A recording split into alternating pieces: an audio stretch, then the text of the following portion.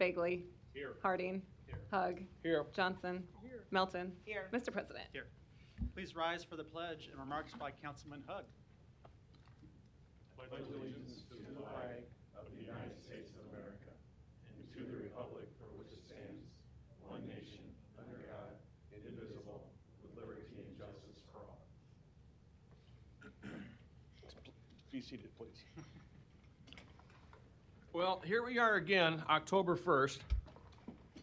We thought we'd had two of them in 1 year. October being Latino Heritage Month, as well as Italian Heritage Month as well. But more significant is the 100th birthday of our president, former President Jimmy Carter. So happy birthday, President Carter, and I'm done. Thank you. Madam Clerk. An affidavit of publication is on file for the pre-council and city council meeting, and a current copy of the Open Meeting Act is posted in a white binder on the east wall of legislative chambers. Good afternoon. Welcome to the Omaha City Council. We appreciate having you here today, and we look forward to hearing your remarks on our many items. I would encourage you to turn your cell phones off or at least to vibrate. If you have any challenges hearing the proceedings today, you can see our attendant with the Building Commission here for a listening device, or we also do have closed captioning in the back of the room if that's helpful to you. We'll start our day today before continuing to the regular agenda with a proclamation by Councilmember Johnson recognizing Black Maternal Health Month. Do we have anyone here that's representing that organization in the audience? Oh, okay, so I will go ahead and provide this to the organization.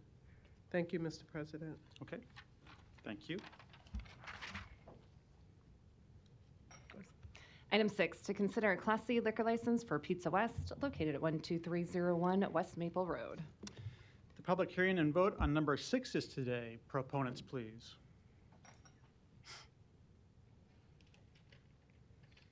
Anyone here on number 6? Yeah, please come down. Sorry. That's all right. Your name and address? Holly Purcell, 12301 West Maple Road, Omaha. Thank you. Any other proponents today? Seeing none, any opponents? Public hearing's closed. Ms. Melton, you're recognized. Thanks. I'm going to move to approve this with just a comment. I absolutely love your pizza, and your gluten-free pizza is the best in town. So I really appreciate it. Perfect. I'll make sure that we don't make any changes to that for Right, you then. yeah, thank you. And a motion should include waiving Rule 7. Motion to approve waiving Rule 7. There's a motion and a second. No further lights. Roll call. Rowe. Yes. Bagley. Harding. Yes. Hug. Yes. Johnson. Melton. Yes. Mr. President. Yes. Motion passed 7-0. Thank you. Thanks. Item 7, to consider a Class C liquor license for Secura Banana, located at 7425 Dodge Street, Suite 105. Public hearing and vote on number 7 is today. Proponents, please. Hello. Hi. Jay Hendrickson, 2631 North 125th Circle. Thank you. Any other proponents that want to speak today? Seeing none, any opponents? Public hearing's closed. Second. There's a motion and a second to approve. Roll call. Rowe. Bagley. Harding. Hug. Johnson. Melton. Yes. Mr. President. Yes. Motion passed 7-0. Thank you. Item 8, to consider a Class D liquor license for NP Mart, located at 2302 South 20th Street. Public hearing and vote on number 8 is today. Proponents, please. Afternoon, Mr. President, members of the council, David Houghton, 2804 South 87th Ave. On behalf of the applicant Martha Street Petroleum LLC, which will be doing business as NP Mart, will be located at 2302 South 20th Street, requesting a Class D liquor license. The current licensee has a Class C liquor license. If the council members have any questions, we'd be happy to address them. The general manager is in attendance today. If you have any specific questions about the business, the hours of operation will be 6 a.m. to 1 a.m. Great. Thank you. Thank you. Any other proponents today? Seeing none, any opponents? Public hearing is closed. Mr. Rowe, you're recognized. Thank you, Mr. President. Could I have the general manager come up?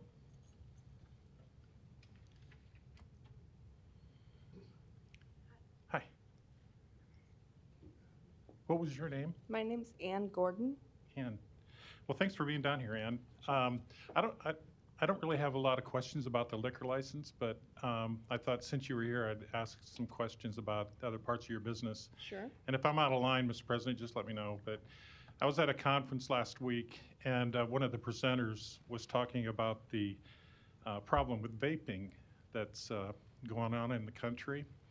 And I was on your website over the weekend just trying to understand your business, and I saw that you have a pretty large inventory of vape products in the store. And the thing that I think came out of the conference that I attended was the number of illegal products that are coming into the country. And so my question to you was, what kind of due diligence do you do with your distributors to determine if the product that you're buying to sell truly is legit, or if it's Well, illegal, or if it's coming in We're from bad very- sources? Very diligent with them. We buy local. We buy from Maverick, where all of our vendors are local. Okay. They don't carry, we don't even go close to the gray area on anything above and remotely close and beyond of what we should legally carry. It's popular. The college kids, it's popular. I mean, we are diligent with the IDs. We scan every ID. We don't, the website, of course, it represents. But other than that, we stick to the laws.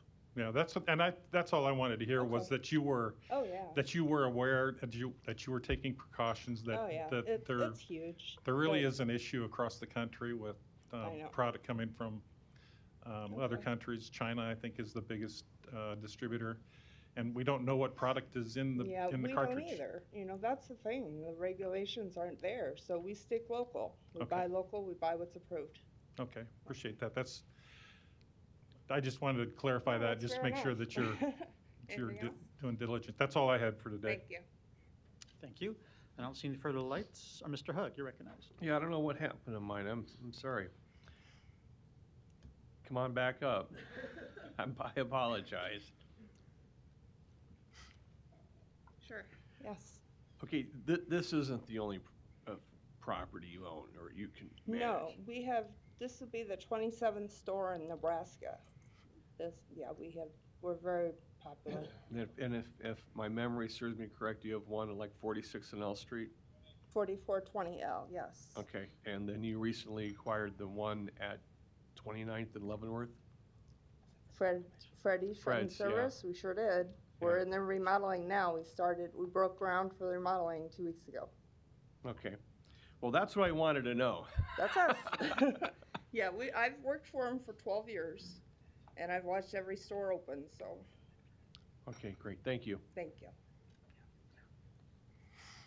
Okay, I don't see any further lights. Is there a Motion motion? to approve. There's a motion and a second to approve. Roll call. Rowe. Bagley. Harding. Hug. Johnson. Milton. Yes. Mr. President. Yes. Motion passed 7-0.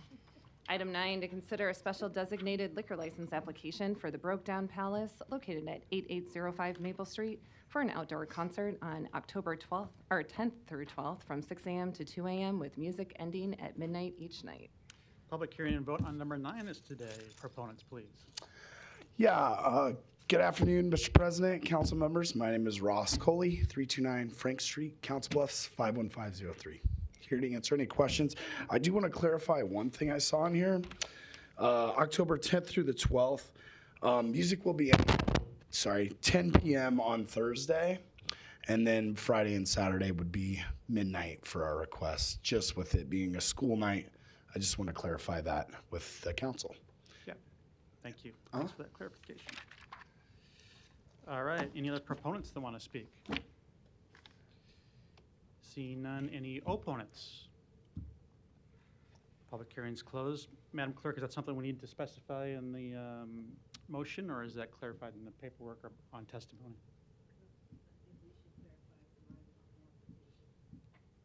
I'll make the motion to approve.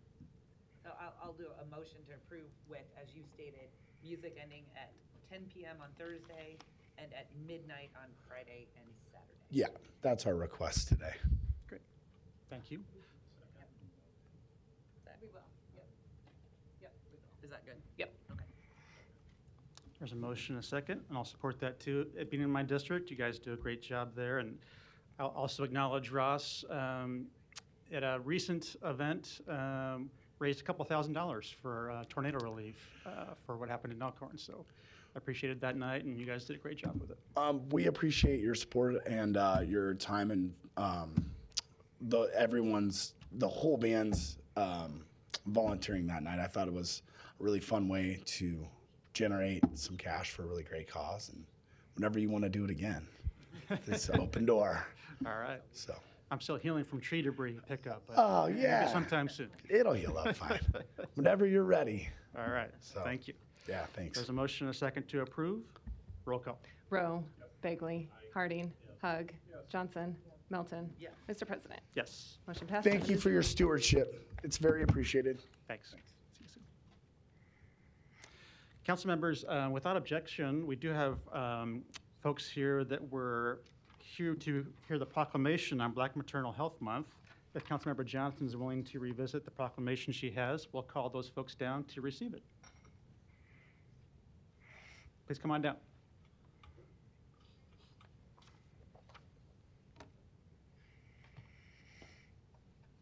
Yes. Good afternoon. Good afternoon. Good. Thank you. We're here today. Thank you guys for coming to honor and recognize the Black Maternity Health Month for the month of October. Is that correct? Yes, ma'am. All right.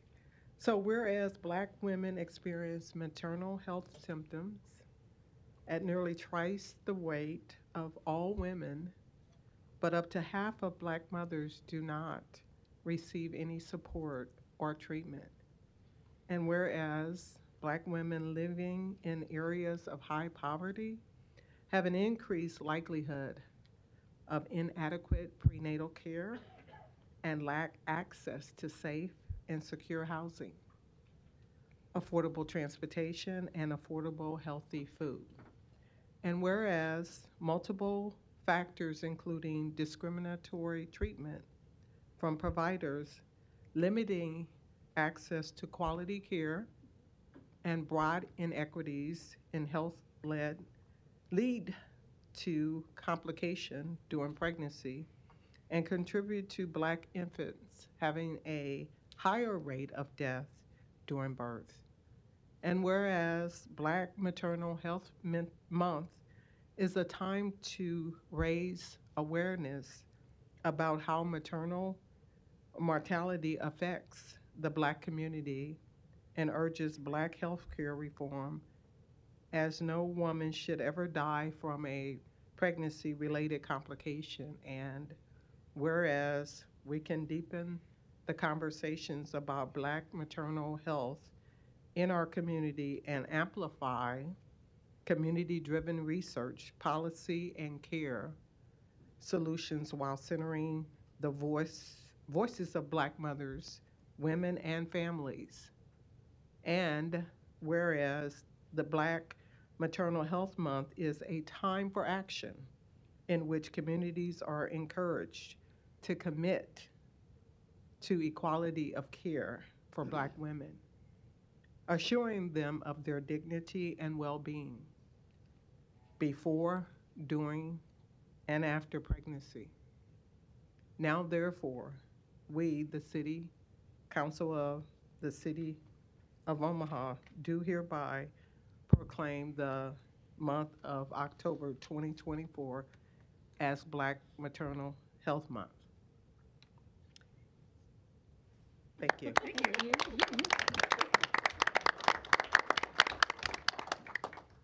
Would you like to offer any remarks about your organization or what you have planned for this month? Sure. We just want to start out by thanking you guys for your support. in this endeavor. My name is Sydney Shedd, and my team members Charmaine and Ebony are here with me in lieu of our ED, Ashley Spivey. We have a number of events this month, including a community baby shower. We're having some community education on hypertension and pregnancy, as well as a wellness career pathways fair for young people aged 14 to 25. That'll be this month as well.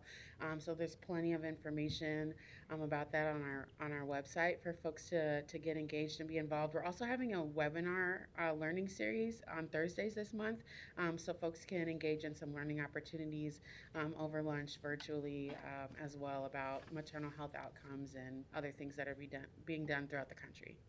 So we thank you all again. Great. Thank you for your work. Question real quick. Hold on.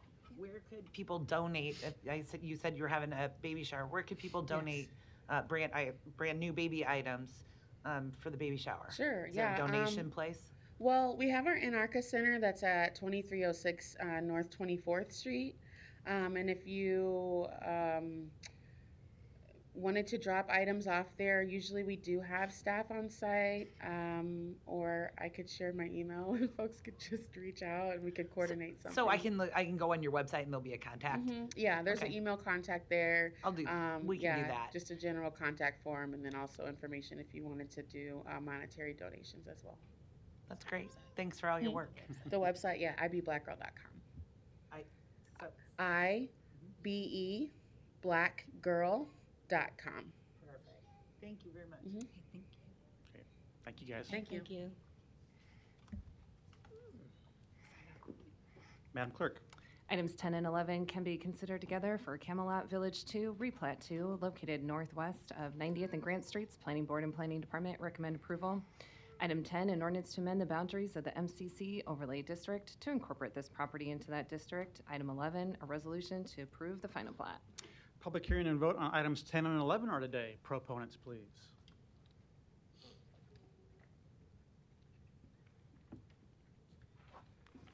Kyle Hazy with the ENA Consulting Group, 10909 Mill Valley Road, representing the applicant. I'm making myself available for any questions council may have today.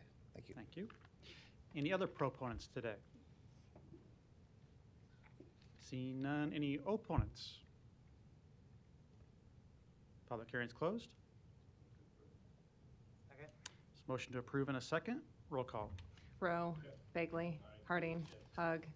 Johnson stepped out. Melton. Yes. Mr. President. Yes. Motion passed 6-0. Thank you. Thanks. Items 12 through 17 can be considered together for Saddle Creek Campus, located southwest of Farnham Street and Saddle Creek Road. Planning Board and Planning Department recommend approval. Items 12 through 14, ordinances to rezone this property from GI District, GO District, GC District, and CC District to TOD1 MX District, TOD2 MX District, and CC District. Item 15, an ordinance to rescind the ACI Overlay District. Item 16, a resolution to approve the final plat. Item 17, a resolution to approve the subdivision agreement. Public hearing and vote on items 12 through 17 are today. Proponents, please.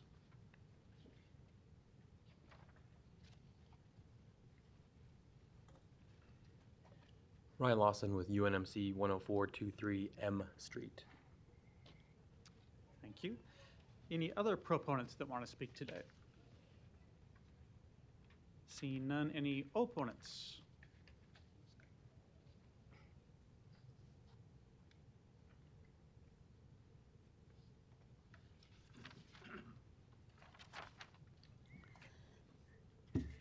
Larry Storr, 5015 Lafayette Avenue, Omaha, 68132.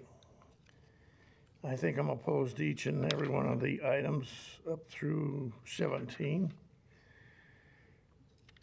All I can tell you is what it appears like to citizens that do not have the time to do hours and hours of homework, reading your stuff, trying to understand it. But this looks like you're setting up a whole nother city for UNO, University of Nebraska.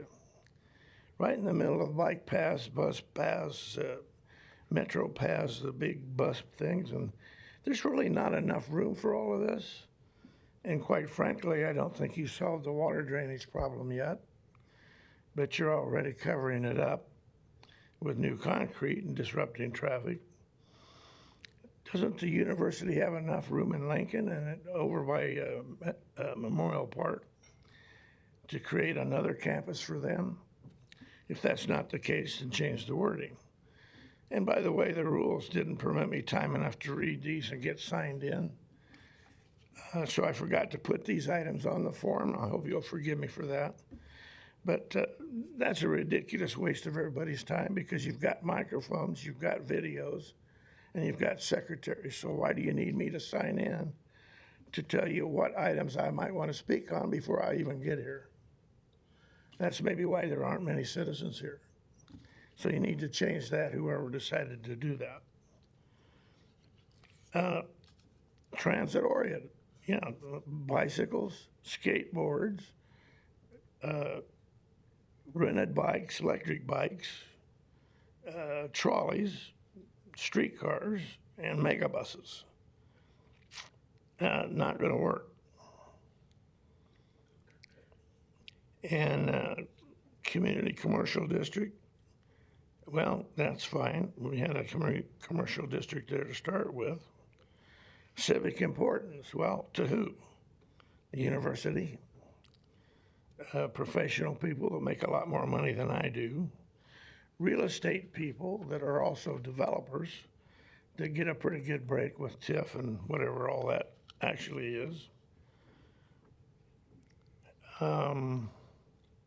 University Board of Regents, yeah, okay. University Medical Center, okay. But how does all that serve patients? This is not really about patients, it's more about the boys with the money. Thank you. Thank you. Any other opponents today? Seeing none, public hearings are closed. Second. There's a motion to approve and a second. Roll call. Rowe. Bagley. Harding. Hug. Johnson. Melton. Mr. President. Yes. Motion passed 7-0. Thank you all. Items 18 through 23 can be considered together for Kiewit subdivision, replat 1, located southeast of 27th and Leavenworth Streets. Planning Board and Planning Department recommend approval. Item 18, an ordinance to rezone this property from R7 District and GC District to TOD2 MX District. Item 19, an ordinance to approve a PUR overlay district. Item 20, an ordinance to rescind the PK overlay district. Item 21, an ordinance to rescind the ACI 1 overlay district. Items 22 and 23 are resolutions to approve the preliminary plat and final plat. Public hearing and vote on items 18 through 23 are today. Proponents, please. Tom McClay, 5200 Webster Street, here on behalf of the development team, myself, Clarity Development Company, as well as we're working with a surety insurance out of Lincoln. Excited to bring some really high quality apartment development, multifamily, into this Columbus Park neighborhood, and happy to answer any questions you guys might have. Thank you. Any other proponents today? Seeing none, any opponents? Public hearing is closed. Mr. Bagley, you're recognized. Mr. President, Mr. McClay, good afternoon. Good afternoon, Councilman Thanks Begley. for coming down. Columbus Park Neighborhood Association, did you do some outreach to the neighbors? I did. I spoke with your recommendation. The Neighborhood Association doesn't have any regular meetings. They haven't for a number of years since the COVID. I did speak with the president of the Neighborhood Association at length, Frank Nanfito. Spoke with another gentleman he recommended that had been on the board. I also had spoke with all the immediate neighbors, St. Peter's Church being one of them, who was excited about the prospects of some maybe new parishioners, as well as folks to the north and to the east. I also spoke with the Lutheran Church, where they used to have the neighborhood association meetings, to see if there was any other ancillary meetings that might happen, and they indicated there wasn't, but I did give them some indication. I believe it's the Good Shepherd Lutheran Church, but I could be wrong on that name. And I really just tried to make sure anyone I could reach out to, talk with. There was two folks at the planning board, neighbors that I did speak with after the planning board meeting, and did my best to get out when there's maybe not as regimented of a neighborhood association there. I appreciate you doing that, and I know you and I have had several conversations on your proposed development here. And how long has this been, that's been just dirt for a number of years, as far as I can remember. So we started assembling this land almost 10 years ago. It's been kind of parcel by parcel. It's about 1.6 acres in total. And have been trying to figure out kind of the right, best, highest use for it, and are now really kind of excited at this point in time for what we think is an exciting part for this neighborhood at this point. Okay, thanks. I appreciate again the outreach you did and the communication. I'll make a motion to support these today. Thanks, Mr. President. Second. There's a motion and a second. Tom, just a couple questions too. So this site was previously actually approved for a different project, right? That it included affordable housing, or affordable units, I should say. It was. We had been working on that previously. That project really suffered at interest rate increases, which we've all probably heard about in the business press for the last couple of years. That 200 plus increase in interest rate, 200 bips, 2 percentages increase, made the tax credits unviable. And then really construction pricing, as you guys have probably heard from a lot of developers and others, have exponentially increased from the inception of that project about 3 years ago. So it just, we couldn't make it work. The tax credits as well have become much more competitive than they were in the past. We did a series of projects that you all have probably seen through the years, from Aspen Grove at 96 and Blair High Road to 30 Metro at 30th and Fort. Developed those and part of the development there.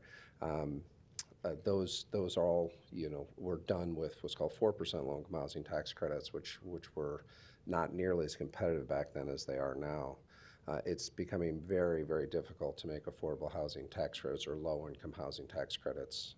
Same thing, different name, but they're both Section 42 of the federal tax code. Thanks. And that's why I asked. I wanted to use this as an example of how it is challenging to pull off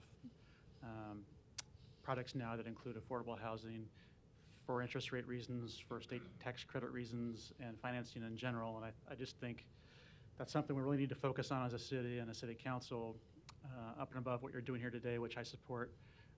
But we need to find a way to make that easier and to make those kind of projects happen. And then the other question I got about the new project we're talking about here today is the parking. Do you feel parking is sufficient for what you're accomplishing here, both interior to the building and also in the surrounding area? Yeah, so pretty much almost the entire the first floor of this building is all parking. A very large garage on the inside. There is a small historic building that was there, and maybe I can illuminate a little bit more on some of the history here. Is this? Yeah, let's push it up all the way. Is this? There it goes. Oh, there we go. So this was actually what was originally at this site. It was called the Alameda Dairy. It was built about the turn of the 20th century, so around 1900-ish, and was there for 70 years almost. That was present. It was demolished in the late 70s, early 80s. We have unfortunately found that demolition technique back then was just knock all of the walls into the basement and cover it up with dirt. So that is a challenge that we're going to have as we excavate this site. There was a small, you'll see here on the left side as I'm viewing it of this, is a little warehouse. It was a cold storage warehouse portion that actually still stands.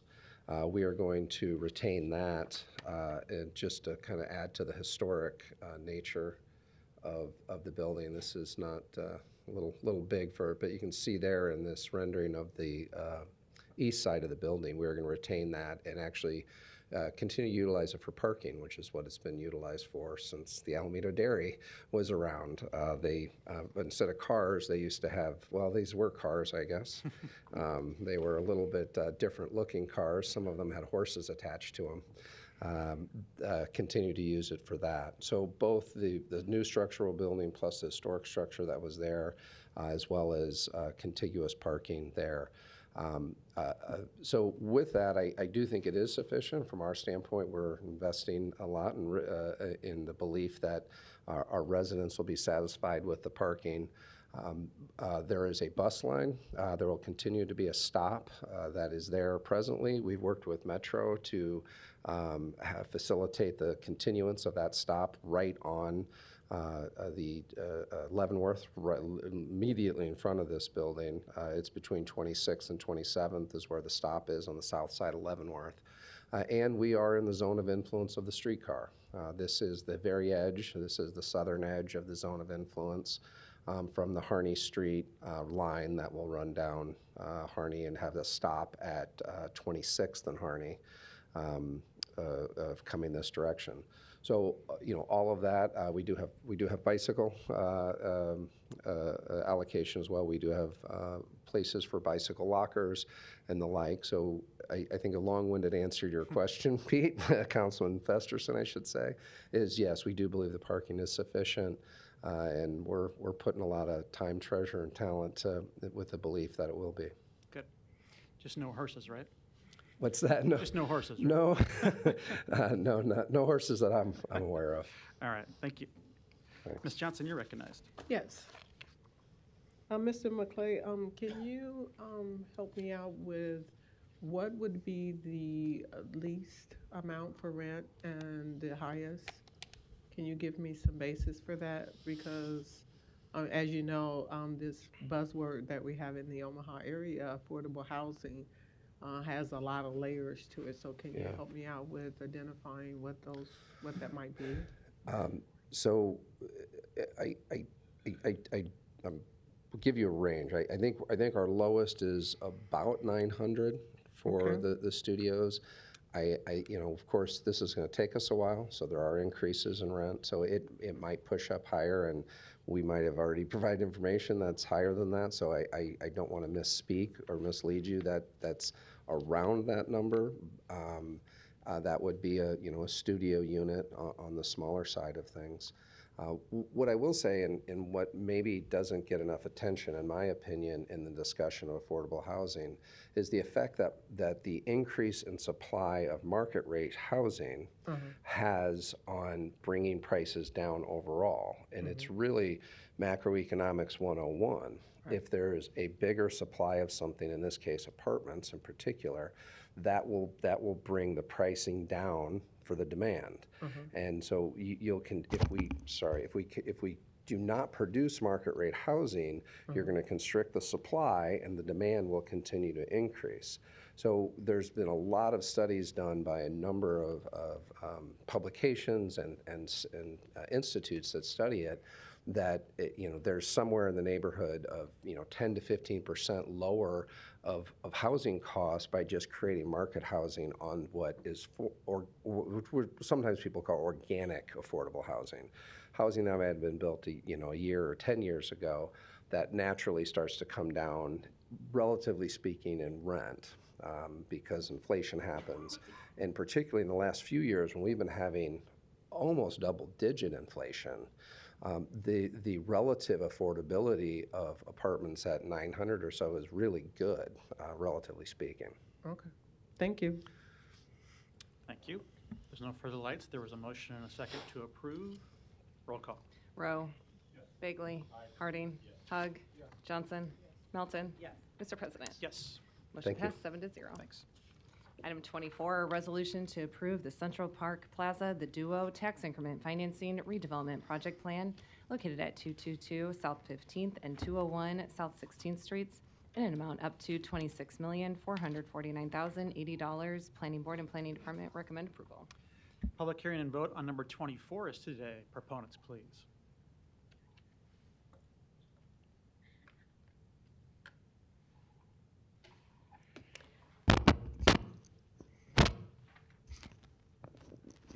Good afternoon, Bridget Hadley, City Planning. Before you is the TIF redevelopment project plan for the Central Park Towers, now known as the Duo Apartments. And they are, you can see them outlined in blue on this aerial map.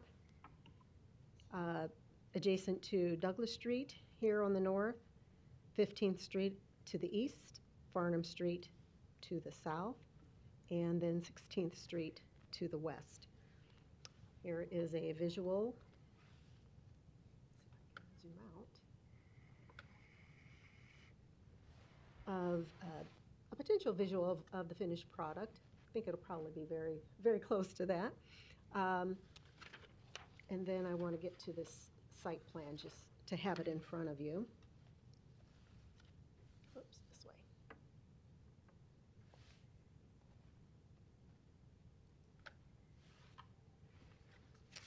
So this project has been in the news. You've heard a lot about it.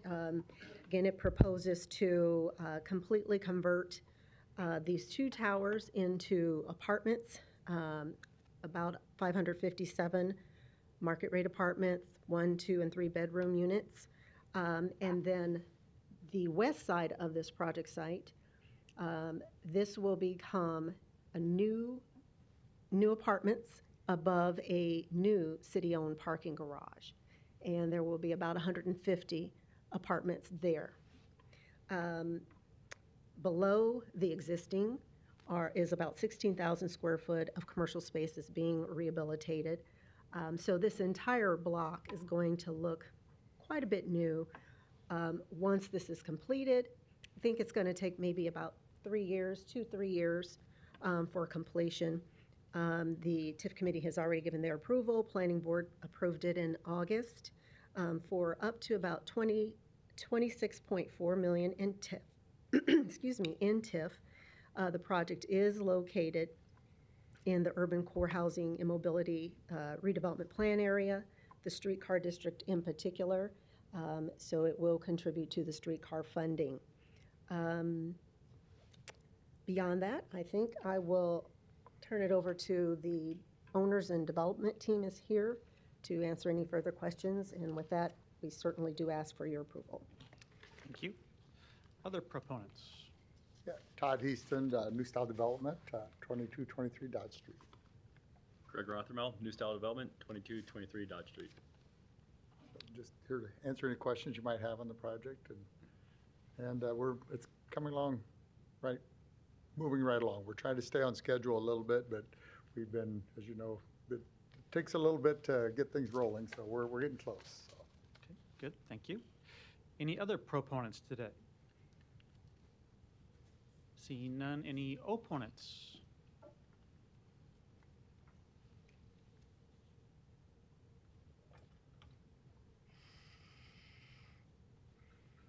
Young man, how are you? Did your dad? I started out with Mr. Dugdale back in the 60s. Hey, Donnie. Yes, sir. You have to Donnie R. Johnson, the Johnson Equestrian Foundation, and North Omaha Concerned Citizen Foundation, 4928 North 52nd Street. I wanted to ask this question to the council, because in our engineering program in high school, and we had this debate, should we keep the Flatiron building downtown or redevelop because of the Flatiron is one of the, what is it, when they put it at the Flatiron, you can't tear it down, what is that called? It's the Flatiron. We're not talking about the Flatiron. Yeah, but these buildings that I've been seeing, are we gonna, they, on our programs, I noticed all the roofs are flat like the Flatiron. And we had decided they had to angle under our engineering program because of Nebraska weather, because all that snow gonna get on top, and then all those folks it's gonna collapse. So are they changing the engineering program, or do I need to go back to school, young man? I'm not sure about that. Thank you. Any other opponents today?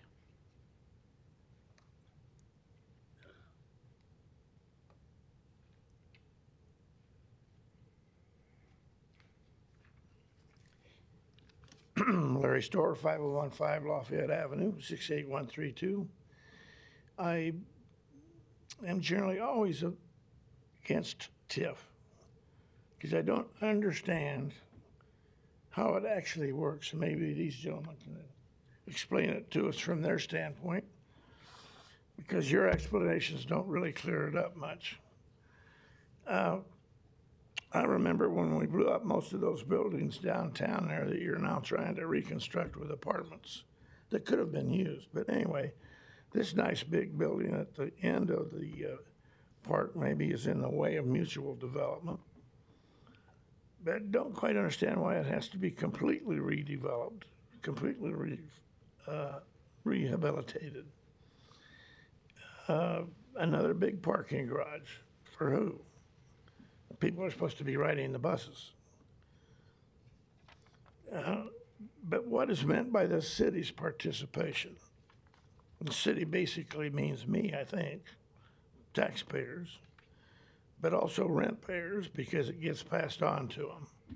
So in one way or another, it goes out of the citizens' pockets. It's my impression that it sounds like, appears like, developers who are sometimes also real estate people get to acquire a property that's maybe been blighted almost down to zero value for current property tax, which they pay over 20 years or 15, which keeps changing, but then promise to recover all that money after that 15 or 20-year period from them. I don't know about that. Most of those people would probably be moved out of town by then. So it's left to who? The taxpayers and the people that walk around downtown. We don't really understand what ad valorem taxes are. Would you please explain that? This is not the fault of the developers or the real estate people. This is the fault of you people because you don't make it clear to the citizens. We might be in favor of a lot more of it if we understood it better. But no, you guys don't like to do that. Thank you. Thank you. Any other opponents today? Seeing none, public hearings closed. Ms. Johnson, you're recognized. Thank you, Mr. President. Thank you. Hi, I think this is a really good investment to the area, and the city's participation in assisting with this is also a good choice. But as you are aware, this also is in District 2, and as the city council representative for this area, there are some things that I would like to discuss just so constituents in the area are clear about what we're doing here today. First, when did this project begin? So we started doing, in order to get the permanent plans figured out, we had to do some demolition with inside to try to figure out what all is possible and the structures of things, even though we have good plans. We ended up starting to do that in about, is right after planning board passed it. We've been trying to get our development agreement going here, and we will be working still with Walker Consultants, and they've been trying to get their consulting contract put together with the city. So it's really delayed this project to bring to you for the last about 3 months.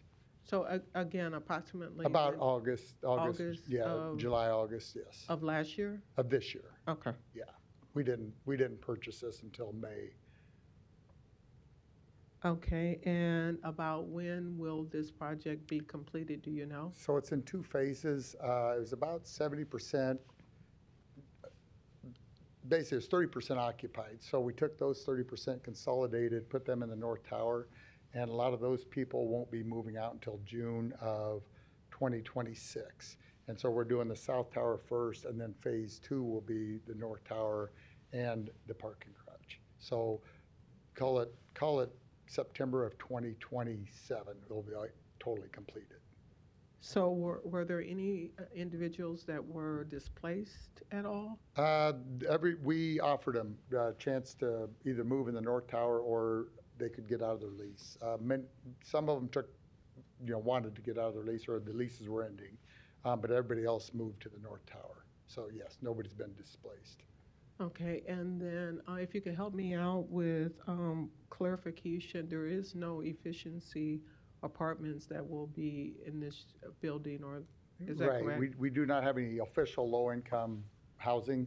units. We do have about 10% would qualify for 60% if we went that direction. And as previous Tom McClay was, the tax credits are so hard to get and so rare, and on a big project like this, it just doesn't work. And so we are able to keep a percentage under 60%, even though it won't be a requirement to do that. And then there's actually a big percentage that will be under the 80%, kind of that missing middle, and which is a lot of our service people downtown, waiters, waitresses, people like that. So we feel it's a really good add to the downtown area. So you said that 10% would be, or you're considering or thinking? Would qualify, the rent levels would qualify. So in other words, right now, and I haven't looked recently since they changed in June, but it's, believe it or not, considered 60% of the median income. Affordability is considered about $1,100, which sounds crazy. And so a lot of these units will be priced below that. So actually priced under the 60% of the median income. And that's going to be about 10% that Yes. would be occupied with that? Correct. Those people, they don't have to make that underneath, they won't be qualifying to do that, but the rents will be considered affordable for that range. Okay. It gets confusing on projects like this because you're not required to do that, but we push to keep the rents kind of a big range of rents, and it seems to work well for our projects. Okay, and then can you talk a little bit about security and things like there's going to be opportunities for jobs or things of that nature? Yes. So we are, and we've got a permit here this last month, and we're starting to move forward fast. The opportunity for jobs, we are still bidding out some of the smaller projects, and we always have that as an open bid. Many of the bigger pieces we do design build on buildings like this because so many people, they rehab buildings like this to turn these old office buildings into apartments is kind of a specialty, and a lot of people don't want to touch them. And so we end up doing a lot of construction design build where you pull in your plumbers or electricians in early on to help design and meet the criteria. But yeah, we're in the process of doing that and completing things right now. So you're going to have an open bid for that? On some of the projects, some of the pieces to the puzzle, yes. And who is the general contractor for this? New Style Development. So we actually do the development, we do the general construction, and we do the ownership as well. We keep it long-term. Okay. So when you're with New Style, correct? Yes. All right. Can you come up? I had a question regarding how you would go about getting subcontractors to help you with completing the heavy lift to complete this project? Sure. Again, Greg Rothermel with New Style Development. We do a bid process, and so we put these projects out for bid.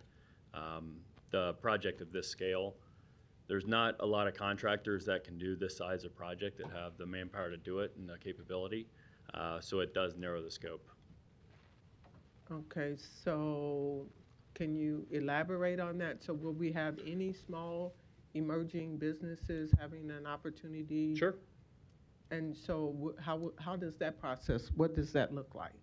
It's a bid process, so our plan sets are sent out for bid to contractors, and it's basically capability and price are the two main factors that are taken into account. So will you be using a database? How will you get that information out to subcontractors that this is open for bid? So it depends on the project. The project like this, we actually have a database. We have a lot of contractors reach out to us when they find out that we purchased a building like this. So we keep a list of all the contractors that reach out to us as well. And we have those running from project to project. So we have a long database of contractors as well.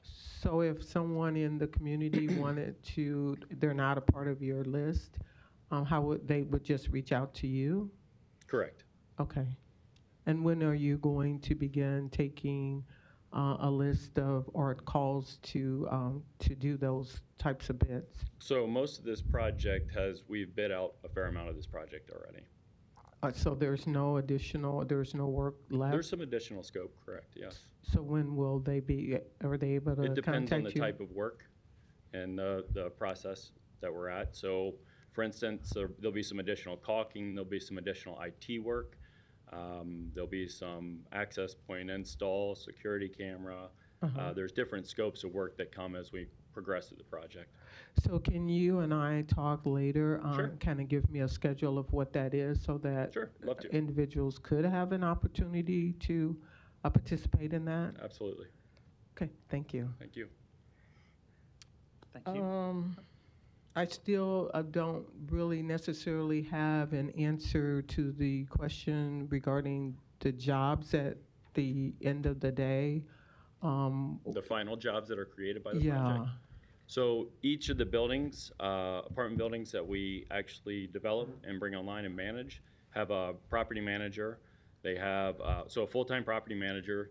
This one will also have an assistant to the property manager. It'll have this, the size of this will have, actually it could be 2 assistants once all 3 phases are on. It'll have 2 maintenance people. We have IT staff that helps out. We have contractors pretty constantly helping us with projects of this size. Okay. And then we have a team that actually helps monitor some of the security cameras and other IT items as well. So you really won't have any security manpower there. Would you We have a be third relying- party that we hire. And that third party has already been identified? Well, we have a third party that typically works for other buildings. They're the probable candidate for this project as well, but they have not been identified yet, no. Okay. Thank you. Thank you. Thanks. Thank you. Mr. Hug, you're recognized. Todd? I think it's fair to point out that New Style's been around for a while. Yeah, 35 years now, so yeah. And I think one of your first big projects was the Livestock Exchange Building. Is my memory correct? Yeah, I mean, that was an eventful one, yes, back in And that was 35 years ago. Well, believe it or not, no, we'd been doing a lot of single-family homes and a lot of smaller ones up until then. And yeah, but livestock was one of the big ones, yes. So this is no challenge to you. It's a New Style. This is nothing new to New Style. This kind of falls right in line with everything you've done historically. It does. Actually, this one, because it's a 1982 build, it's actually one of the easier ones because of the structures and the plans you can find compared to like the power plant we did down there, which is, got these 1913, 1930 buildings. You're trying to blend them all together. That was a real challenge. The number of units, I would be worried about it if we hadn't just finished up the Atlas, the old Creighton Hospital, which had 707 units. And that went really smooth. We actually, when we finished that building, we got our last CO on the last floor. We actually were 96% occupied 30 days later. So yeah, these buildings, as we were able to bring on the floors and get about halfway through them, we're able to start leasing out the units, and that really helps, makes a big difference. So you don't have this big splash of all these units coming on the market at once. And I know that worries a lot of people. And it's like if we can just start bringing on, 18 to 20 per month, then that makes a big difference. Really makes us confident as well. Thanks, Todd. You bet. Todd, I was thinking of you recently. I was at a convening of large city council presidents where this was the topic, or one of the topics we discussed. Sure. And a lot of cities are struggling to provide housing in their downtown areas. And one of the main points of conversation was conversion of commercial buildings or office buildings into housing, like we're talking about here today. And I know you have other thoughts downtown in that respect too, so I appreciate your interest in that and your investment in Omaha and some of these big-time projects like Mr. Hug was discussing. And this is no small one either. It's another 700 units. Yeah. What's the total investment do you estimate? About one little over $150 million total. It will 150 be. million. Yeah, and to give the city of Omaha its due as well, between the building board review, waivers, things like that, we've been able to do this where a lot of cities struggled. Lincoln years ago came up to Omaha just to try to understand how Omaha was doing it. So between the planning department and everybody, they do make it possible to do these. You know, we've been requested to go to other cities, and we pretty well say, no, we'll just stick around here at home to make it, because it is a very sustainable way of doing things by using these old buildings into apartments, and it makes a huge difference for keeping it friendly for the developers. I'm glad to see that. So obviously you have a large degree of confidence in our downtown area and our urban core by doing this. Very And much. I can see it from my window. You've already started the top floors. We did. Tell us what's going on the top floors. So we did, in order to make the building feel, well, for one thing, mutual. You know, that's really what brought this building, taking it from which was a premier office building with mutual blocking things, you know, by going up in front. It really took it to where it's like, and it was a 50-year cycle. It was kind of out. You know, all the utilities, all the interior infrastructure was kind of outdated and time for new. And so that really makes a big difference. The other one, even 7-8 years ago, we looked at this and it was asked about when it went into foreclosure from a California REIT had it. And it's a triangle shape. It looks really cool, but everybody wants these big 20,000 square floor plates, open office space, where this is just the opposite. It's got that core in the middle, but it makes great apartments because it's got the core in the middle and all the windows all the way around like the old offices used to be. And so you can see on the top, trying to give people, you know, that view of downtown, which seems like that always helps with the apartments. For lease up, we're doing a big community space up on the tops, along with fitness rooms and things like that. So it'll be a nice project when we get all completed. Yeah. And then I would be interested in talking with you further offline is fine about this discussion point on affordable housing too. That's got to be a critical portion of what we're doing with all these downtown and throughout the community. And your remarks are very similar to Mr. McClay's in terms of the difficulty in financing these projects, the tax credit situation. I think it's something we got to figure out together. Yes, it is, and it is critical. We do need to keep pushing for that affordable housing downtown. We've tried a couple different approaches, and I keep pushing some of these other developers. They keep helping them along, and we're getting a little bit, but not near what we need. Good. Thank you, and thanks for your investment. Mr. Bagley, you're recognized. Thanks, Mr. President. Mr. Heaston, good afternoon. Thanks for coming down today. You and I met in the spring. We played a little phone tag, and I was able to sit down with you, and I shared with you my dad had delivered mail downtown for years, and his office, or his mailroom, was on the north end of that building there. Yeah. So it is nice to see the transformation in the urban core. This is a couple blocks from the district that I represent, but it's downtown, it's the urban core. And I'm glad to support this, the investment you're making in downtown, in our urban core, and for people that need a place to live, that are going to be working as we build our urban core in the years and decades to come. This is a strong commitment that you're making with the city here on, as we just look at the great things Council President Festerson mentioned looking out our windows. I see the same thing, and you kind of touched on what I was going to ask you, but I appreciate you coming down, and again, the time you took to speak to me in the spring to really lay out, to make me comfortable with what your investment was, and I'll be glad to support this today. Thanks for coming down. And I do want to mention, it is the streetcar, and I know that's really put you guys out there, but it is the streetcar that is the reason we're doing this building. Without that streetcar going by there, we would not probably be making this kind of an investment. So I do very appreciate the piece that you guys, of the puzzle that was kind of missing downtown here, and that's going to make a huge difference. And it will be these TIF dollars that will pay for that infrastructure that, you know, yes, it takes 15 years, 20 years to pay for, but eventually it's paid for, and the tax dollars do come back to the city coffers. So it's a huge investment long-term, but it works. Thank you. I don't see any further lights. Is there a motion? There's a motion to approve in a second. Roll call. Rowe, Bagley, Harding, Hug, Johnson, Melton. Mr. President. Yes. Motion passed 7-0. Thanks.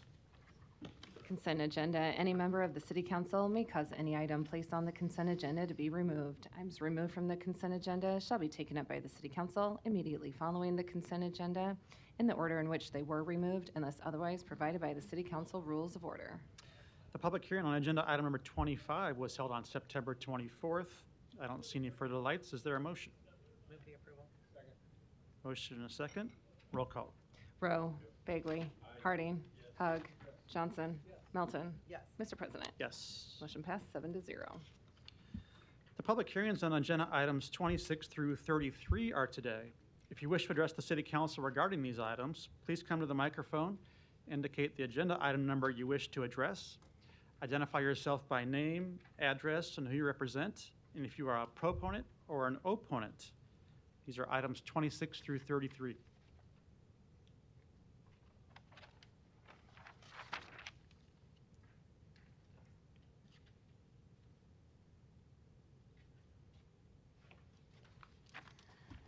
Larry Storr, 5115 Lafayette Avenue, Omaha 68132. These might be possibly necessary, but I'm against them because I'd like to know how this works in with current events on the street, late night, early morning, the murder rate, et cetera, and programs through justice reform, such as sending them back home, even if they've been arrested. There you have to address Detained a number You're of not times. addressing these items on the agenda. Well, excuse Project Safe Neighborhood. Pete, I live in Dundee, what and number, I see this. what number are you addressing, Larry? I see stuff creeping towards me from Saddle Creek Road. You're okay? not addressing these I'd like to items. know what federal dollars that come out of my pocket mean when you say Project addressing Safe these Neighborhood. items, you're off topic. Whose neighborhoods are? You're off topic. Yeah. And how does the police use it? Thank you. Any other testifiers on these items? And they must be to these items, as always. Seeing none, public hearings are closed. Move the approval. Motion and a second. Roll call. Rowe, Bagley, Harding, Hug, Johnson, Melton. Yes. Mr. President. Yes. Motion passed 7-0. Item 34, an ordinance to approve a major amendment to mixed-use district development agreement for West Point located at 15504 Spalding Plaza to allow a kennel as a permitted use. Planning Board and Planning Department recommend denial. B is an amendment requested by Councilmember Melton. Council members, this item was postponed from the September 10th meeting. Public hearing was already held. Vote can be today. There's been an amendment requested. Would you like to address that? Yes, I'd like to address that, and Mr. Reinhardt has come back up, the owner of Dogtopia. And so I appreciate you coming back. I know you sat through a really long council meeting last time, and you've come back. But we did draft an amendment to the development agreement that you have agreed to. The city attorney has sent it so that if we approve this today, you've agreed that this change in this allowance will only apply to you. So if you sell the business or the building, this isn't going to stay with the property. It's going to just stay with you. It's similar to what in our special use permits. We'll do that because we want to trust that the person who we kind of made this exception for, because they're a good owner and they're doing things right, and you have agreed to that. Is that correct, Mr. Yes, Reinhardt? that's correct. Okay, so what I would like to do is make a motion to amend. I don't want to repeat everything that we already repeated before, but I do think this is a very unique circumstance. I don't normally vote against a planning board denial, and this has nothing to do with my trust in the planning board or our planning department, Mr. Fanslight. I just feel that there's an exception that needs to be made for your business, small businesses that run on a very small profit margin. I've heard from tons of your customers that absolutely love using your business, and I think this is something that has gone on for about 17 years. You weren't the original builder or owner, so in all honesty, you're an innocent person in this situation. So I do think, and I'm going to ask you, Mr. Reinhardt, I hope that moving forward, as the planning department is forming our new master plan. You can go online, Mr. Fanslow, where can you go to fill out the survey and make suggestions to the planning, to the new master plan? Sure, that link can be, Dave Fanslow, City Planning. That link can be found on our website, and the link is there. If you want to go straight to the website, it's wemakeomaha.com. Wemakeomaha.com, because I think this is a new business that wasn't around in our last master plan, and I would like to explore maybe how we redefine kennels and groomers for pets, and that this might be maybe something new that we could include in our new master plan for purposes of zoning, and I hope you'll be a part of that Yeah, process. definitely could. Yep, there's 2 levels to it now. It's just missing that middle level. That's about it in certain zoning areas, but otherwise the rules are good, and just missing that middle ground of being able to let the pets go to the bathroom outside. I mean, a lot of veterinarians have dogs come in and they can't technically go outside without this kind of use. Okay, well, I appreciate that, and so I am making a motion to amend, and we have I think the clerk has it on file. Okay. With that, I'll make the motion to approve.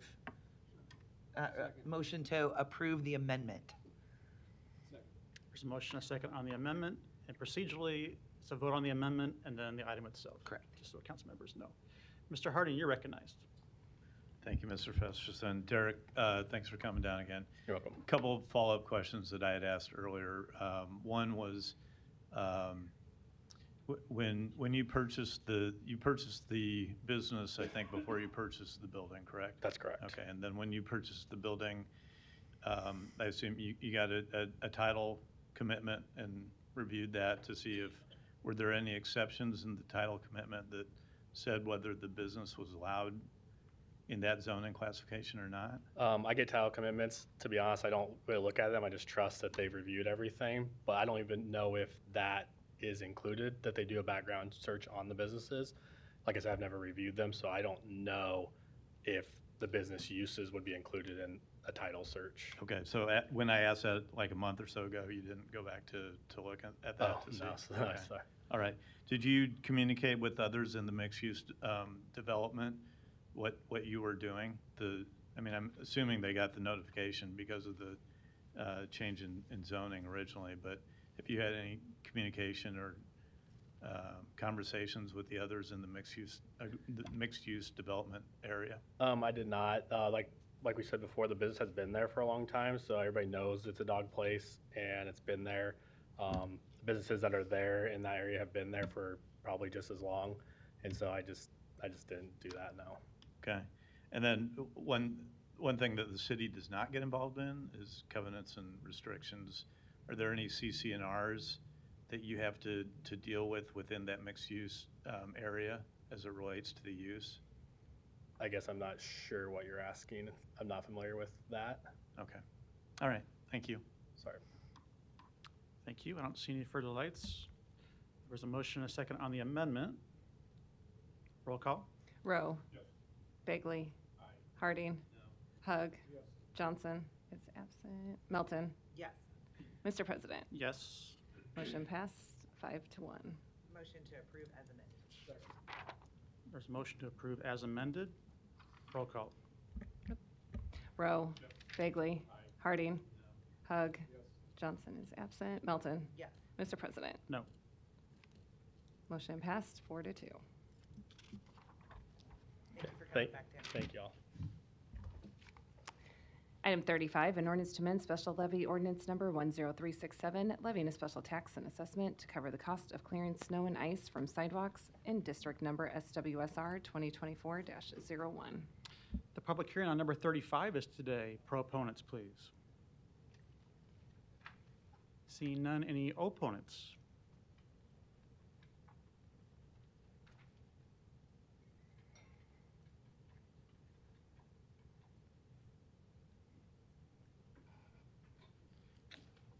Good afternoon, City Council, Omaha, Nebraska. Donnie R. Johnson, the Johnson Equestrian Foundation, and North Omaha Concerned Citizen Foundation. On this snow removal, number 34, no? 35. Or 35, excuse me. Is the Flatiron building a part of that? Because we had a problem of getting rid of it, and we can get rid of it now. Donnie, nope. You're off topic. Any other opponents, number 35? Seeing none, public hearing is closed. Item 36, an ordinance to approve an amendment to a grant award contract with the Nebraska Department of Natural Resources for the Combined Sewer Overflow Program.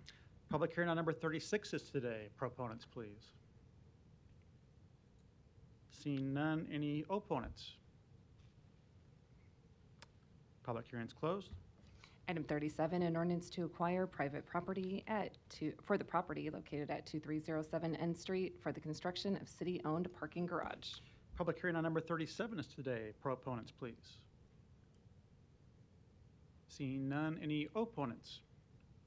Good afternoon, Council. Joyce Vondrasek, 619 South 37th Street. Just another constructive criticism, not really opposed to this project. I don't hate cars. We have to build parking garages sometimes. On my shirt, you will see an image from the 2010 Beltway study, which proposed that in 2010, Omaha was dense enough already along several corridors throughout the city to build train infrastructure, commuter train infrastructure, including along either 13th or 24th Street over here on East Omaha.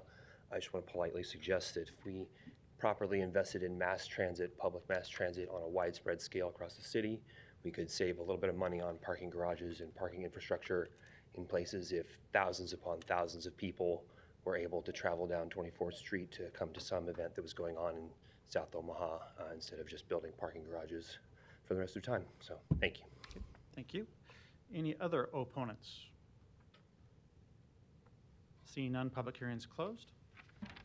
Item 38, an ordinance to approve an agreement with StreetScan USA, Inc. for the purchase of software products to be utilized by the Capital Construction and Street Maintenance Division. The public hearing on number 38 is today. Proponents, please. Seeing none, any opponents? Public hearing is closed. Mr. Begley, you're recognized. Thanks, Mr. President. Austin, a couple questions for you, please.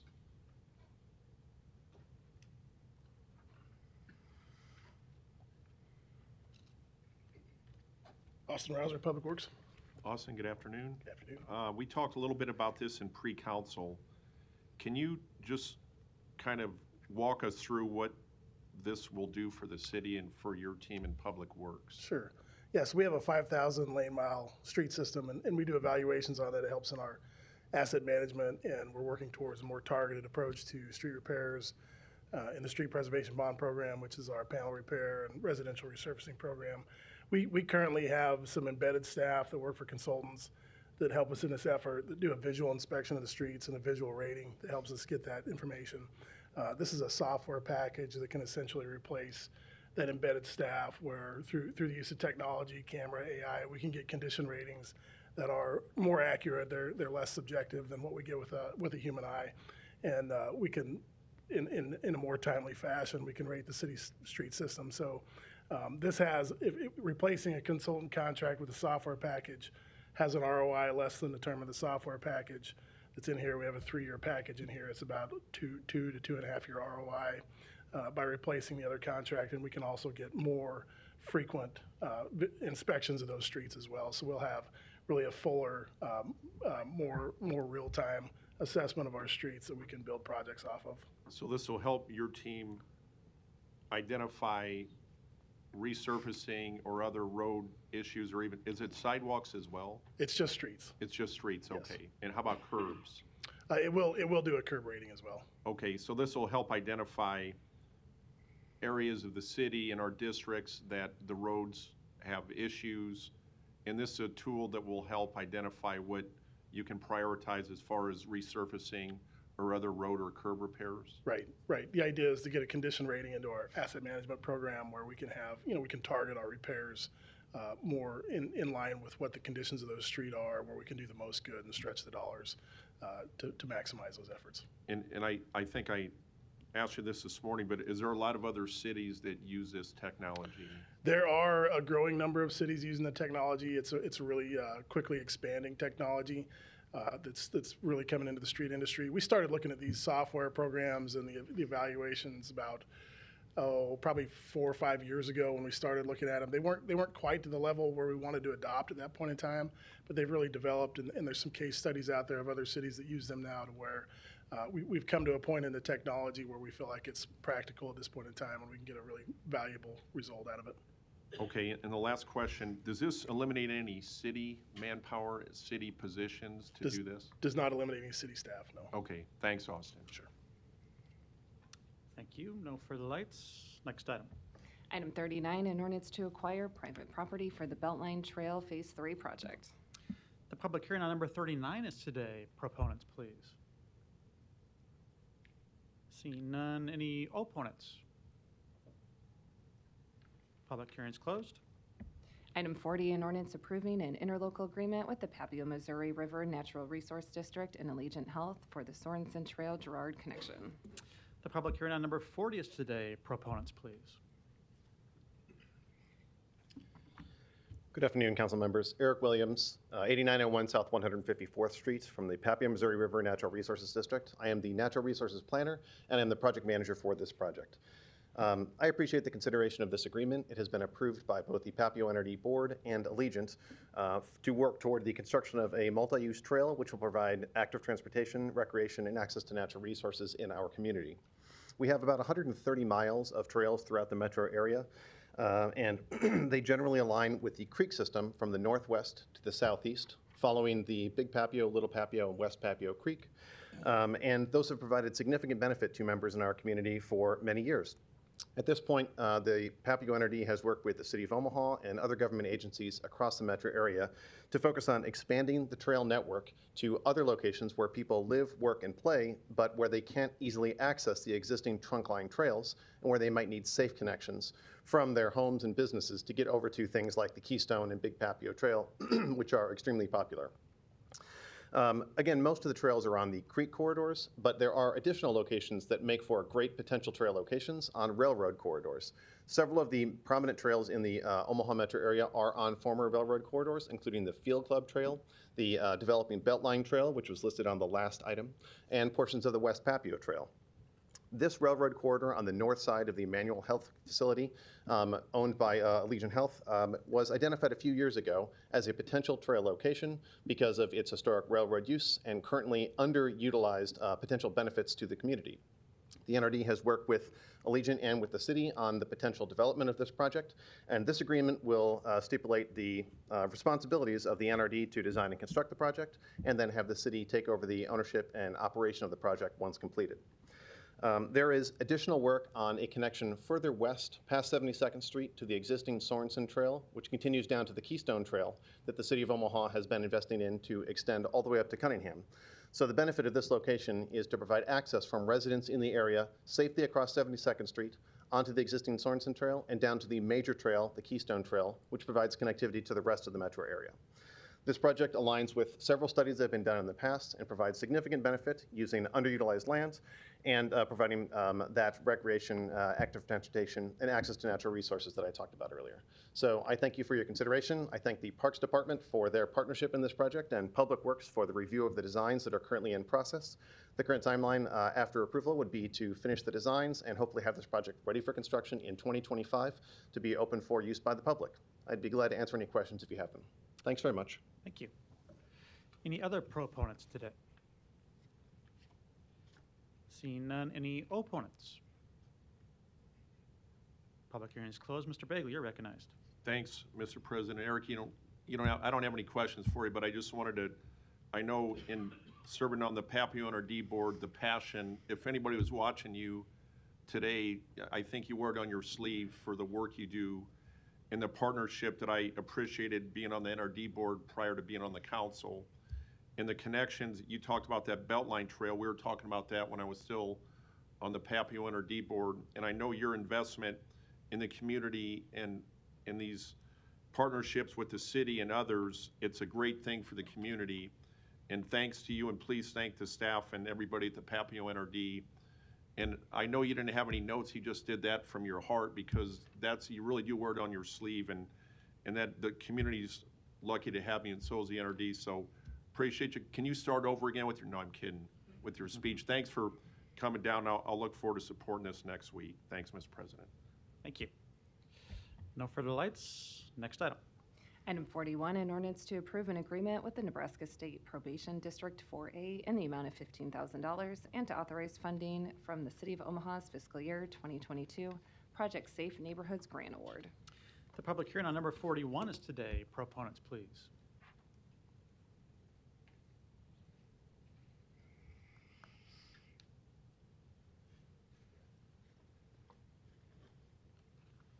It's got to be to the public.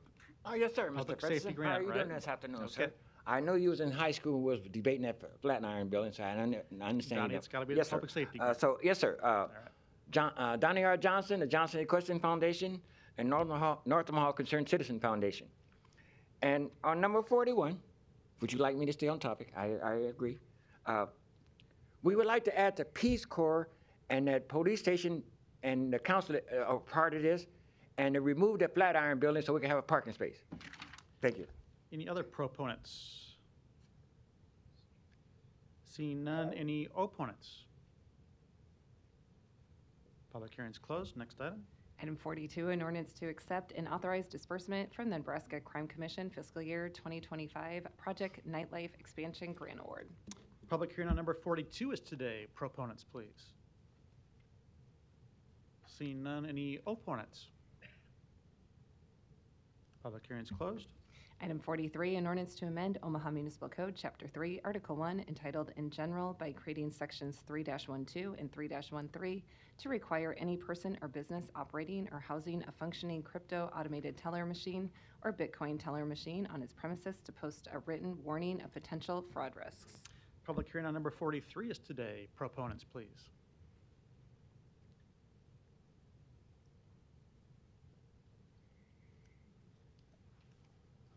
John McFarland, 3601 North 156th Street, Omaha, Nebraska, Douglas County Sheriff's Office. Currently, scam is one of the fastest scams, fraudulent crimes are one of the fastest growing crimes in Omaha, Douglas County, the state of Nebraska, and the United States in general. Just want to give you some of the statistics from the past year and what's currently happening in our area. Last year, the FBI reported $12.5 billion in losses from the citizens of the United States through financial crimes and scams. A lot of these scams come back to cryptocurrency and crypto ATMs that are in our community and across the state. Last year, Nebraska had 2,195 complaints to the FBI for scams, and this resulted in $40 million in loss to the citizens of this state. Currently, this year in unincorporated Douglas County, which is 1/6 of the population of the county, which does not include this incorporated city limits of Omaha, we have $1.5 million of reported loss to the citizens of unincorporated Douglas County.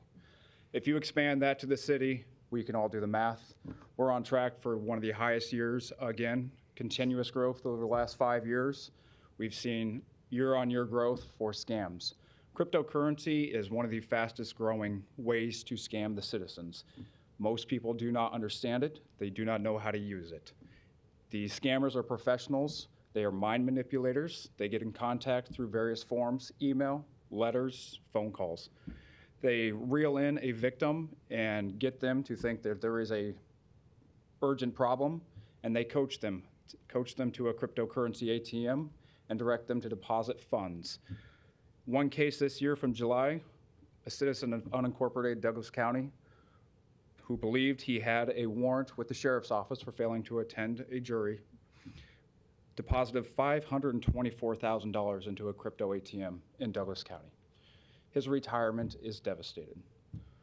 In April, a citizen of unincorporated Douglas County deposited $40,000 into a crypto ATM.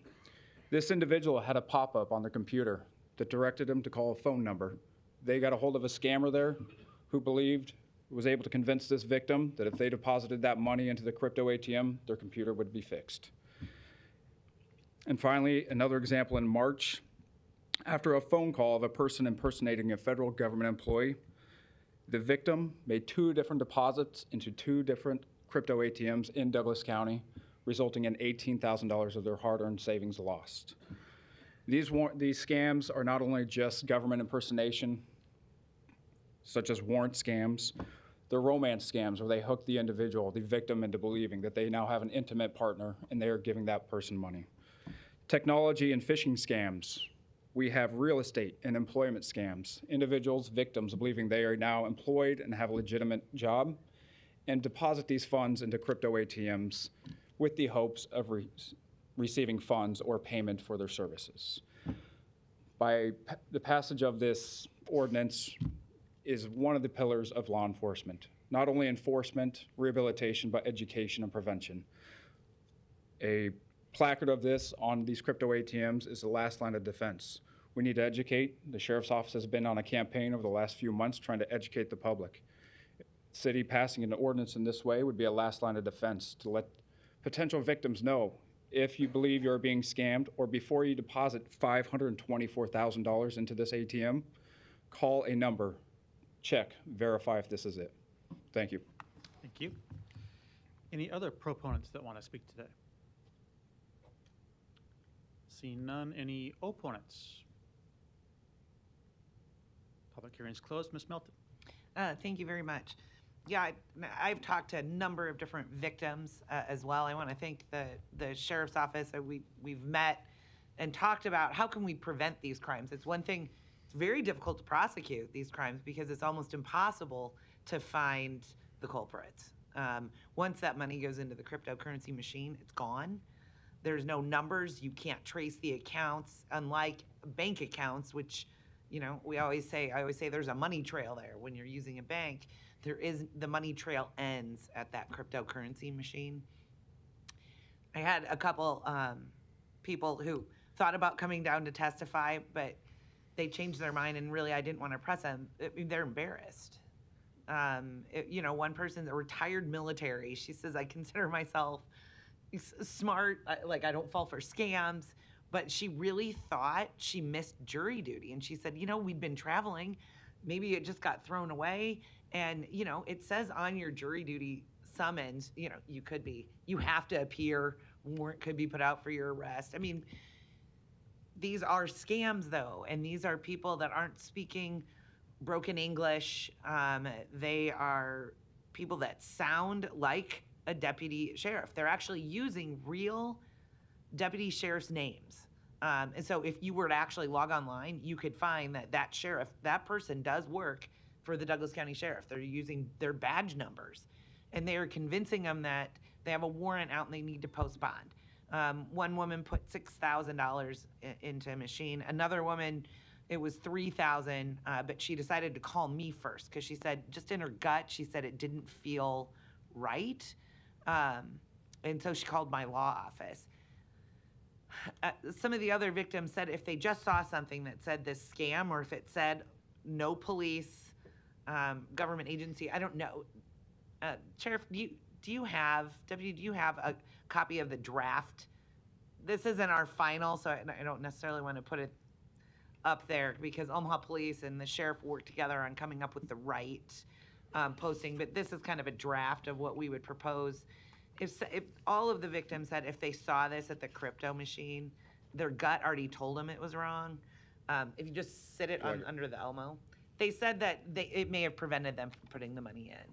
Because if they saw that the police, the sheriff, if they were on the phone with the sheriff and they say, but I see this sign that says sheriff does not accept payment from this machine or any government agencies, that would have made them, I think, stop and really have a second thought or stop and call that number before they put the money into the machine. So I know this is something small. Actually, the sheriff's office said that they will handle the cost, so there's no cost to the city of Omaha. We're looking to put Omaha Police on one side with the sheriff on the other because we're collaborating together on this one with scam maybe at the top, I think Councilman Hugg recommended, and I like that. We put red scam at the top with that, so it really stands out. This isn't something where we want to punish businesses. And in fact, what I plan to do, and I think even the sheriff, go around and notify businesses if this passes, give them this notice. We're just asking you to post this over your cryptocurrency machine. But I think what this ordinance does is if someone refuses to do this, and we have people that are continuing to get scammed at that business, and the business is refusing to post this, then I think that's where you could really enforce this and we have a $500 fine if they don't do it. But it's something that doesn't cost the businesses anything at all. And I would think they would want to have something like this posted because these are potentially some of their customers. I mean, these are grocery stores, pharmacies, gas stations, I think vape stores, and then I heard hotels are now putting these crypto. I heard at least of some hotels. So my goal will be to go around and literally try and educate the businesses to help us educate the public. And let's really stop these scammers. Maybe at least here in Omaha, the scammers are gonna be like, you know what? Let's call people in other cities. I feel bad for them, but we only have control over our own city and county here. That would be great. I would love it if they decided to take Omaha off the list of potential scams. Yes, and if I may, the phone number right here is a scam line that Sheriff's Office established a few months ago. I just got the numbers today. For September alone, we've had 54 calls to that phone line. Some of those phone calls are people who are actively being scammed, and they have called there. We've prevented them from being scammed with the thousands of dollars. The other ones are said, hey, I got a phone call, I got this email, I got a letter. What do you think about this? So we're already starting the education. It's already working. We're preventing people from being scammed just by advertising this phone number on some of the placards we hand out at retirement homes and stuff like this. So putting a phone number up somewhere for people to call immediately, have a response, it's gonna work.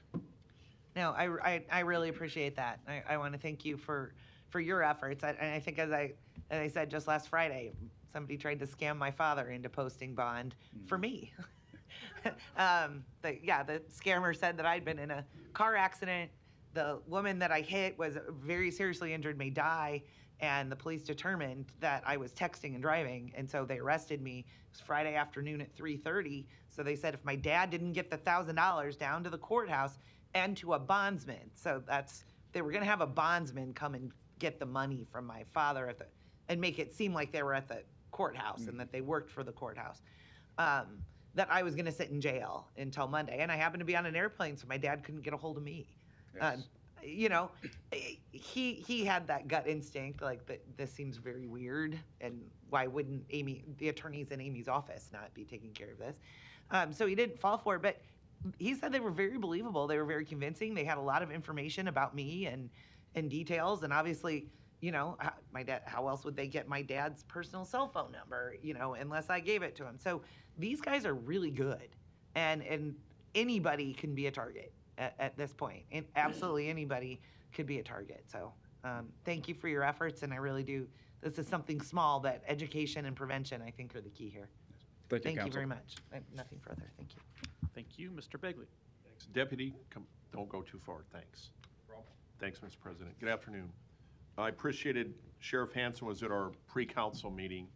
We talked about a few things with this.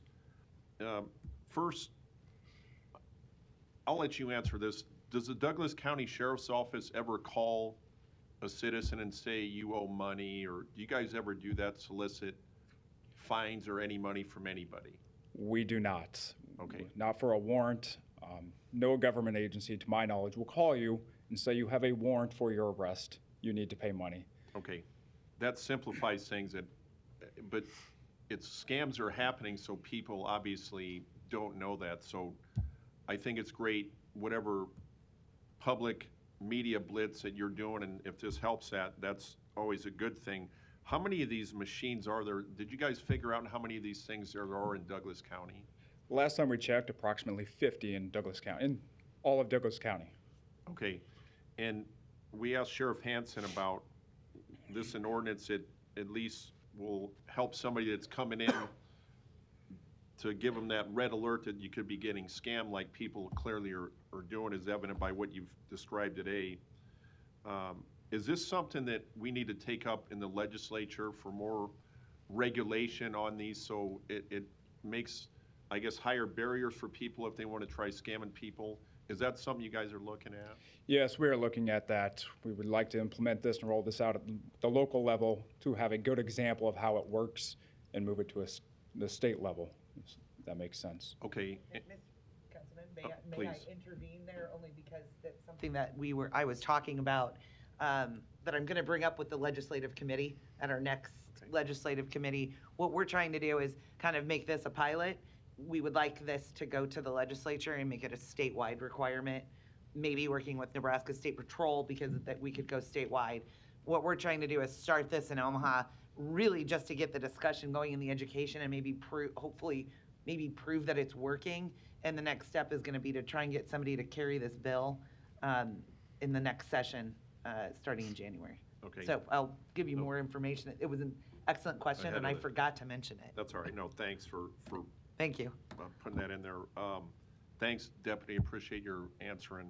Maybe a question for Mr. Kuzi. Matt Kuzi, Law Department. Good afternoon, Matt. Is there anything that the city can do if they identify somebody that is scamming these souls that were mentioned here today? How do we prosecute this? Sure, these types of offenses that have been talked about today, assuming that they occur here in Douglas County, and it sounds like from the examples that have been mentioned today, they could be charged. There's a number of things that people could be charged with. Theft by deception, criminal impersonation, those types of various felony charges, depending on the amounts, and the amounts that we've talked to today would certainly be felonies, but off the top of my head and delving back into my past, those are the two types of crimes that I could see a prosecutor charging someone with, would be those types of offenses. And have we had any luck in prosecuting these that you can recall? Are they hard to find and prosecute? They are hard to find and they are hard to prosecute. I suspect that that's getting easier over time with improvements in technology and being able to track things down. I haven't done this work for 8 years, but back in my day, it was harder because it was harder to find the person who was doing it, committing the criminal act themselves. Were they here? Were they somewhere else? Were they overseas?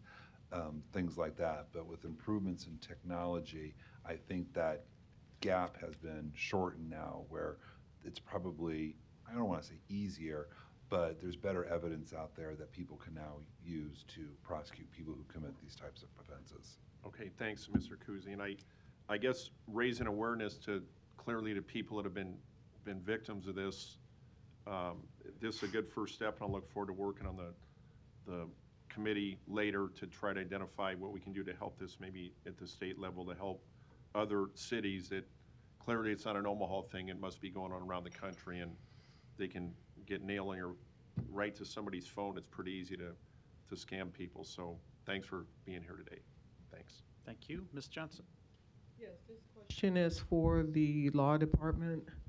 Was this ordinance, was it discussed in the law committee for review before coming to city council today? Matt Kuzi, Law Department. This ordinance came through a request to law that was sent to the Law Department from Councilmember Melton requesting this ordinance, just as many other ordinances and resolutions come from you individual council members. So again, it was not presented to the law committee prior to being presented to us? Not to my knowledge. Thank you. And secondly, the vote for this today, based upon what we're reading here, indicates that this is punishable with a $500 fine. Who will receive this fine? Matt Kuzi, Law Department. Again, you are correct. It is a criminal offense. This is a criminal offense. At pre-council, it was mentioned that it's very similar to the spray paint warnings that hardware stores and other stores are required to put up. The person who would be offending would be the person who owns, runs the business and does not have the sign up. Okay, and a vote yes today for this. How soon will this be executed? Today is only the public hearing. Next week will be the vote. Assuming the mayor signs it, it will go into effect 15 days.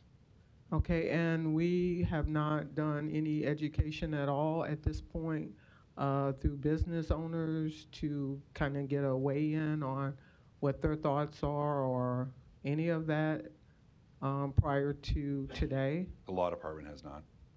So if this was voted on yes and the mayor was in agreement with that and it goes into law in 15 days, say someone goes into a business that has not posted this up, and this behavior that we're trying to avoid,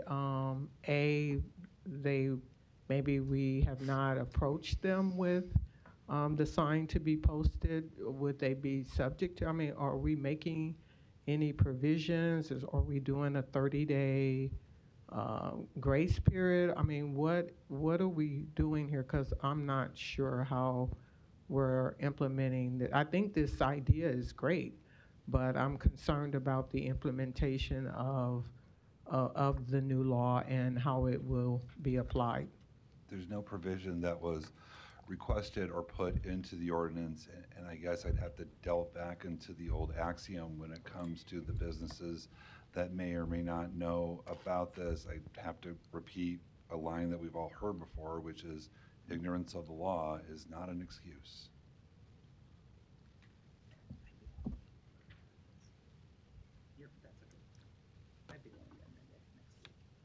Thank you. Thanks. Okay, Mr. Hug. I just want to thank Councilmember Melton for bringing this forward and putting the work and effort into it. It's not easy to spend a lot of time to make a positive change, as this ordinance will. So thank you. Thank you. Go ahead. Thanks. Ms. Johnson, you bring up a good point. Omaha Police, it's kind of similar to, I think, the previous mask mandate. Police aren't running out trying to fine people for violations. What we want to do is make people aware of it. I don't think Omaha Police intend to go around and try and fine people for not having the sign. I think what they're going to do, though, once they've made them aware of it, and if somebody's getting scammed at the business, then I think that's when we bring the fine into play. That, hey, if you don't have the sign and somebody gets scammed, then you're going to have to pay too, and I think that'll be an incentive. But you make an excellent point, because most ordinances just go into effect after 15 days, and we do have the ability to amend that, so we can start going around for a couple months and making businesses aware. So I'd be more than willing before next week, Mr. Kuzy, if you could draft an amendment. Ms. Johnson's point is well taken and received, and I think 90 days would probably be better. And your amendment that you're requesting is 90 days? It'll go into effect in 90 days from the date of passing. So change the 15 Just change 15 to 90, Okay. yes, that's it. I can get that done by next week.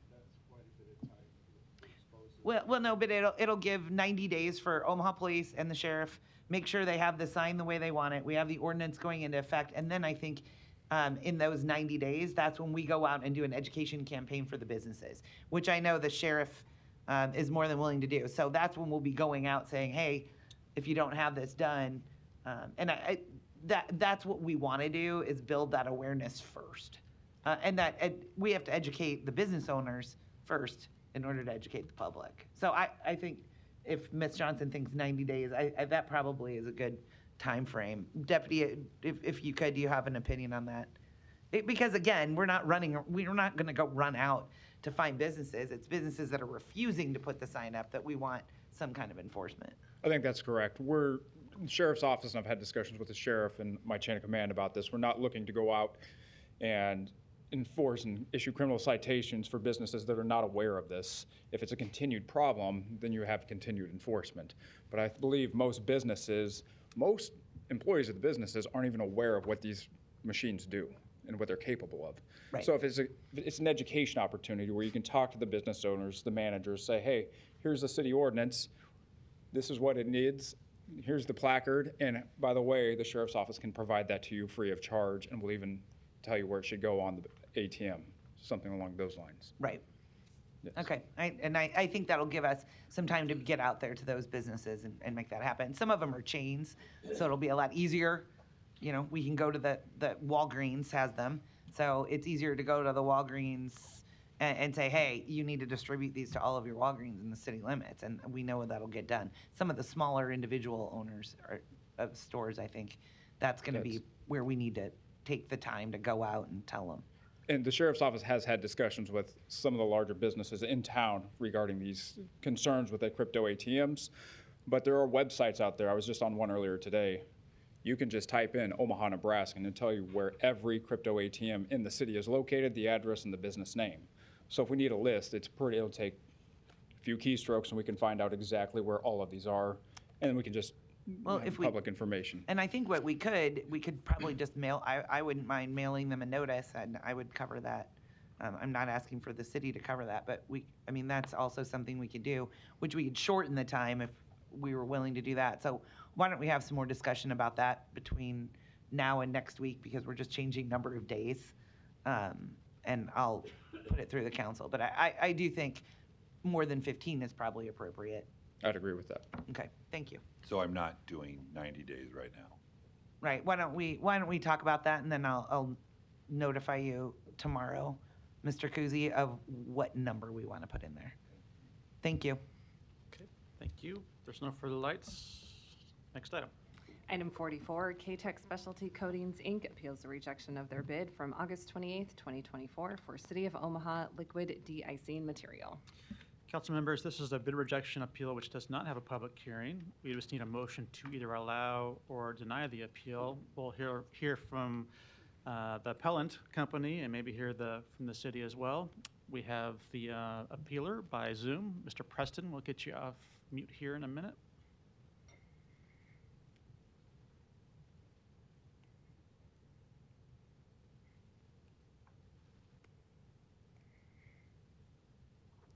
Give us one more minute here. It's not quite off mute, I don't think. Okay, try that. Yes, thank you, council members, for giving me some time to state my case this afternoon. My name is Denver Preston. I'm the National Sales Manager for K-Tech Specialty Coatings.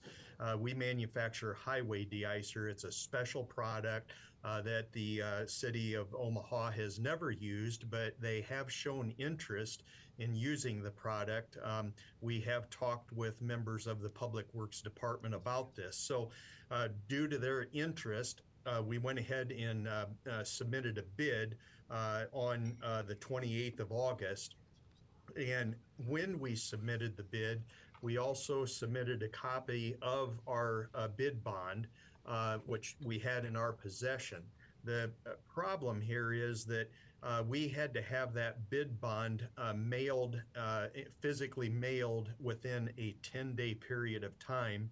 When we sent our courier to the post office to mail the bid bond, all intentions were to overnight the bid bond, and that did not happen. So what happened is the bid bond arrived, I believe, on September 9th, and it was supposed to be there according to the 10-day period on September 7th. And so in a nutshell, we're just asking for grace on this. We would love to have the city of Omaha as a customer. We'd love to have them trying our product, but if our bid is rejected over this, technical issue, then that may not happen, for another year. So that, in a nutshell, quickly is why we appealed. And we would just like the council to approve our appeal and allow it to be, go on in the process to be considered as being awarded. Therefore, the Public Works Department could go ahead and give our product a try. Okay, thank you. Stay close. I think we have some lights on for some questions, but next we'll hear from the city.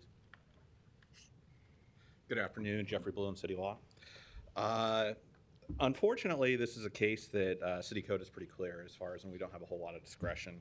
All bids over $20,000 are required to be accompanied by a bid security that's at least 5%. In this case, their bid was over $20,000. As such, they're required to submit a bid bond or substitute. Since we went to the electronic system, we have allowed a bit of a grace as far as with submitting the original bid bond. Originally, back when we did all paper bids, it was required that we had the original bid bond at the time in which the bids were opened. We've added a 7 calendar day grace period so that they could submit an electronic copy and then shortly after submit the original bid bond. The reason why we require the original bid bond is we want to make sure that we have a bid bond with wet signatures on it so that it takes away a defense from the surety should we have to take action on the bid bond, which by admission is very rare. Now, with this, unfortunately, the way that the code is written, it states that failure to submit the original bid security within 7 calendar days of bid opening shall result in the rejection of the bid. So we don't really have discretion in this matter. It's just that the bid is rejected, unfortunately, if we don't get the original bid bond. So the bid was opened on August 28th, and the original bid security was received on September 9th at 9:25 a.m. Given that was more than 7 calendar days, the bid was rejected for failure to submit the original. Thank you. Now we'll go to council member questions. Ms. Johnson, you're recognized. Thank you. Attorney Bloom, you provided excellent information regarding the stance that the city is taking as it relates to this rejection. Where is this at? Where can this language or the statute be found? Sure. This is in Omaha Municipal Code, Section 10-103, and the specific section of 10-103 is Section B, where it lists the submission of the electronic bid security as well as the requirement for the original bid security within 7 calendar days. In addition, in the bid documents, in the instructions to bidders, it is in Section 2, whereas it's specifically Section 2.1.1 and 2.1.2 that spell out that you need to have a electronic version as well as the original security submitted within 7 calendar days. Thank you. Thanks.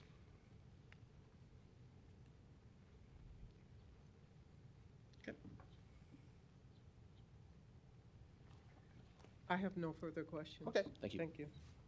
Councilman Harding, you're recognized. Thank you. Mr. Preston, you will, I'm sure, not be surprised to hear that this event or this type of an event or occurrence has happened in the past, and this council and previous councils have been very consistent in applying it equally to all. It does appear to be a technicality, but it is a technicality that is a requirement of the bid. Therefore, unfortunately, I'm going to have to make the motion to deny your appeal based upon the information that we have, as well as knowing that, as I said, in the past there have been very similar experiences, and this council has been very consistent in those rulings, and to set a precedent at this point would not make, I think, be a good judgment. So I'll make the motion to appeal. Or, I'm sorry, motion to deny the appeal. I see no further lights. Okay, no further lights, roll call. Rowe. Bagley. Harding. Hug. Johnson. Yes. Melton. Yes. And Festerson is absent. Motion passed 6-0. Non-action items, items 45 through 64, do not require a public hearing or city council consideration at this meeting, but will be placed on a future agenda for public hearing and/or vote. The reason for non-action is noted after the item on the agenda, as well as the date the item is expected to appear on an agenda for consideration. Oh, sorry, that's me. I lost my page. Thank you. Roll call. Rowe. Bagley. Harding. Hug. Johnson. Yes. Melton. Yes. Motion passed 6-0. Meeting is adjourned at 3:53.